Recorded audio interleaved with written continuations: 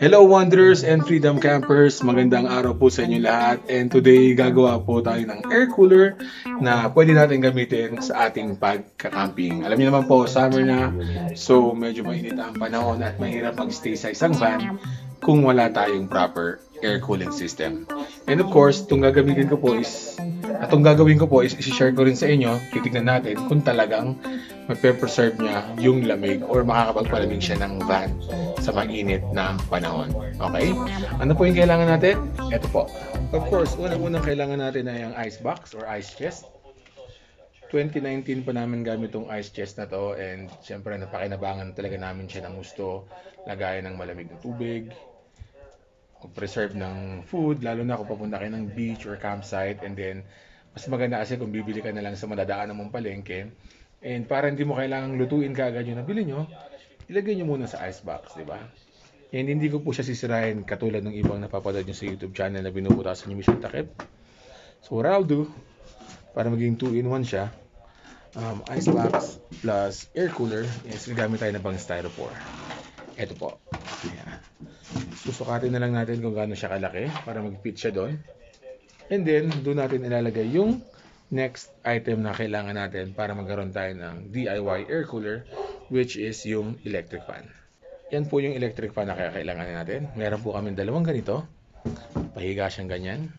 So, rechargeable siya. Hindi namin kailangang isaksak habang ginagamit. And tumatagal naman siya ng 2 to 3 hours kada gamit namin. Pero syempre, mas matagal yan kung naka-charge yan sa power bank or mismong outlet, di ba? Pero power bank lang, tatagal yan ng 8 to 12 hours.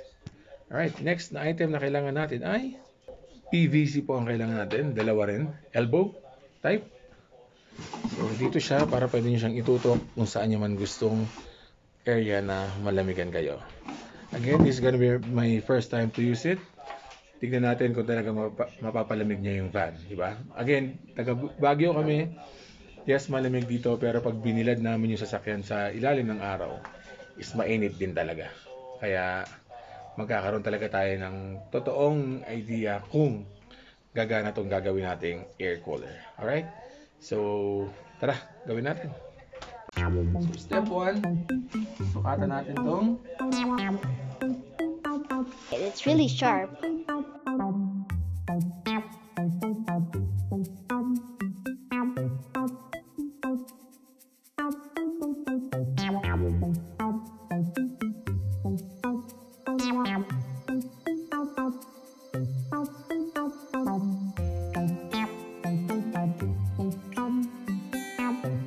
Alright, so nakatan po natin siya without needing to use the main cover of our ice box. So we can save this, we can use this as an ice box if we don't need to use the air cooler, diba?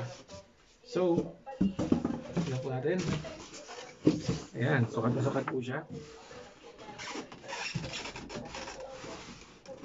So pwede na lang natin siya lagyan ng mga lock kung sakasakali mang gusto natin siyang malak na maayos. So this time, ang gagawin po natin ay susukatin natin yung ating electric fan. That's small. Yep. That's a very small electric fan. This electric fan, meron po kaming dalawa. Yes. Alright.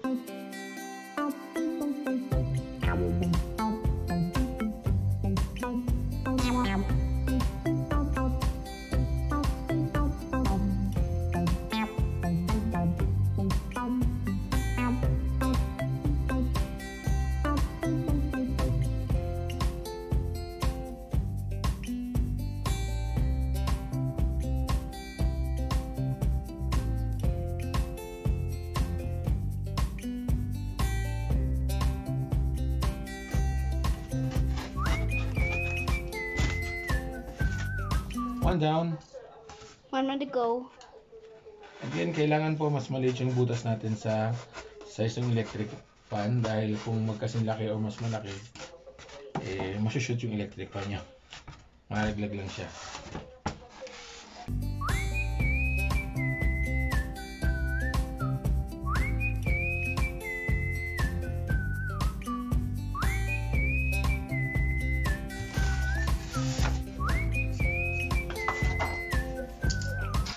Kasi sakong-sakto siya, hindi siya malalaglag. And hindi rin lalabas yung lamig niya. Try Switch to on. test it out. It's working. Stop it. Yep. It worked good. This. There's the cat in that thing now. Alright, next is susukatan natin yung ating PVC. Dito po. Yan. Kasi dito po lalabas yung lamig ng ating electric fan ng air cooler. And then pwede natin silang switch kung saan natin gustong mag-focus yung lamig niya.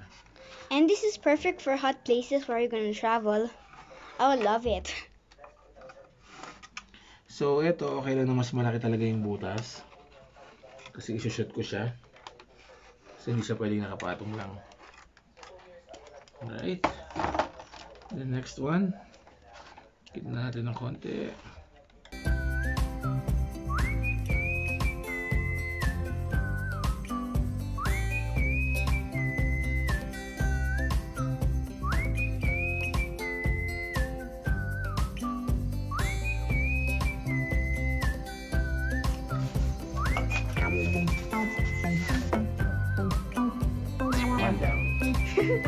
I like to watch music for your eyes.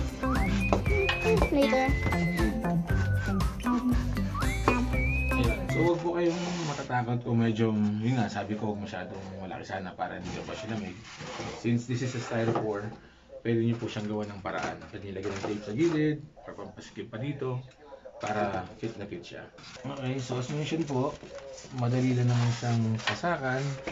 Kung meron siyang mga butas na sumobra, para ito po siya. And my tatty put some leftover styrofoam inside so it won't fall.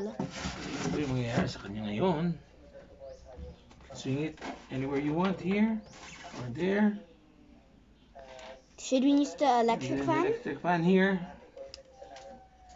Let's turn it on. Ito, dyan muna. Pwedeng dyan muna ito habang laying sa electric fan. And then, Let's go test it out. Okay, it looks like an alien. It's working. It's working. so pa rin naman natin, hindi pa rin. It did. Alright, so, magiging mas malakas po yung air cooler natin kung dalawang electric fan yung gagamitin natin, and depende rin po sa laki ng electric fan niyo. Kung sa amin maliit lang, but still we're planning to buy a new one. O yung medyo mas malaki, mas malakas. But advantage of having this one is, syempre, mas lobat na siya. Yan. Advantage of having this one is, mas matagal yung charge niya, di ba? So nakita nyo guys, lumilipad naman talaga yung hangin niya kahit na lobat na siya. What more kung fully charged siya. Parang 40 na namin itong ginagamit, parang 30 minutes kada pampatuyo lang ng paa. After maligo, pampatuyo ng paa. So, ang next na gagawin na lang po natin is lalagyan natin siya ng yellow. And then, ilalagay natin sa van to find out kung effective ba talaga siya. Can we put some ice on there now? Because we just have some ice, but I think it's not enough. Alright. Ito na po, tumigis ng mga ice. Ilalagay na ngayon natin sila dito para matest natin kung talagang papakinabangan natin. Here. One down. Two down. Bloke-bloke. Medyo hindi yata natin mapupuno. Mas maganda kung puno guys. So may bibilang kayo sa tindahan ng mga tig. Kala na ba? 5 piso ba? 10 piso na yata. So mas maganda kung malagay nyo siya. Diba? Alright. So halos 1/4 lang yung ilagay natin. So let's see. Pwede na to. Alright. Let's cover it. And then dali na natin sa van to find out. Alright, so nilabas po natin yung sasakyan para ibilad po mismo sa ilalim ng araw.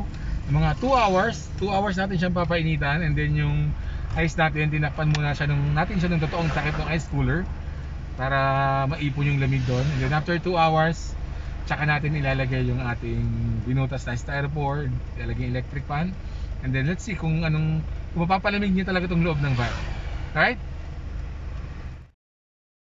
Alright, hello wanderers, van lifers, and campers. We did test a portable DIY or air cooler yesterday. Unfortunately, now that I'm about to edit the video to share my experience, my phone does not turn on and all the videos are saved on the phone because my SD card is full. Still, I'll share what we have experienced yesterday with no actual videos, right?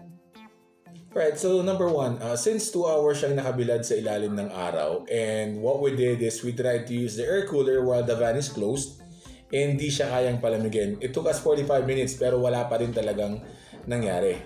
So however, when we opened the windows and doors for 30 minutes para lang pasingawin yung naipong init sa loob, doon namin naramdaman yung effects. Like, lumamig siya, pero wag nyo i-compare sa lamig ng AC.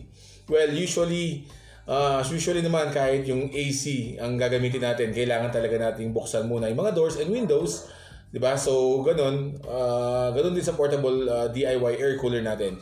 Make sure na bukas yung mga windows and doors para lang sumingaw yung mga init.